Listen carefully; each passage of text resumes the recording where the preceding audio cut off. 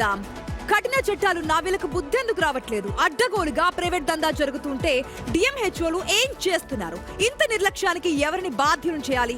రోజుకో లింగ నిర్ధారణ సెంటర్ల వార్త బయటకు వస్తుంటే వైద్యాధికారుల్లో ఇంకా చలనం ఎందుకు రావట్లేదు? సూర్యాపేట జిల్లాలో మరో అక్రమ లింగ నిర్ధారణ సెంటర్ వ్యవహారం బయటపడింది. తిరుమలగిరిలో దందా నిర్వహిస్తున్నటువంటి శ్రీ బాలాజీ ప్రైవేట్ ఆసుపత్రిపైన కేసు నమోదు చేశారు. అనుమతి లేకుండా గర్భిణికి లింగ నిర్ధారణ పరీక్ష చేస్తున్నట్టు సమాచారం అందడంతో డిఎంహెచ్ఓ డాక్టర్ వెంకటరమణ జిల్లా అధికారులు తనిఖీలు నిర్వహించారు. చట్టంలో ఉంది. అదేవిధంగా ఆ క్వాలిఫికేషన్ నుండి కూడా స్కాన్ మిషన్ అనధికారంగా ఉన్నా కూడా చర్యలు తీసుకోబడతాయి.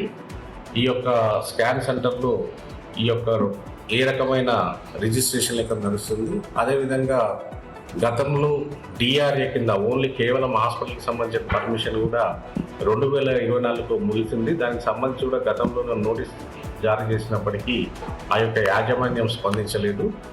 ఈ స్కాన్ ఆసుపత్రిలో స్కానింగ్ మిషన్ ఉన్నట్లు గుర్తించి స్వాధీనం చేసుకున్నారు. ఆసుపత్రి అనుమతి గడువు ముగిసినా రెన్యువల్ చేయనట్లుగా గుర్తించారు. నిర్వాహకుడిపై కేసు నమోదు చేశారు. దీనిపైన మోర్ అప్డేట్స్ అందించేందుకు మా ప్రతినిధి రమేష్ అందుబాటులో ఉన్నారు. రమేష్, అసలు తిరుమలగిరిలో ఏం జరుగుతోంది? బాలాజీ ఆసుపత్రికి సంబంధించి లైసెన్స్ కూడా రెన్యువల్ చేయలేదంటున్నారు, స్కానింగ్ మిషన్ స్వాధీనం చేసుకున్నామంటున్నారు. డీటెయిల్స్ ఏంటి?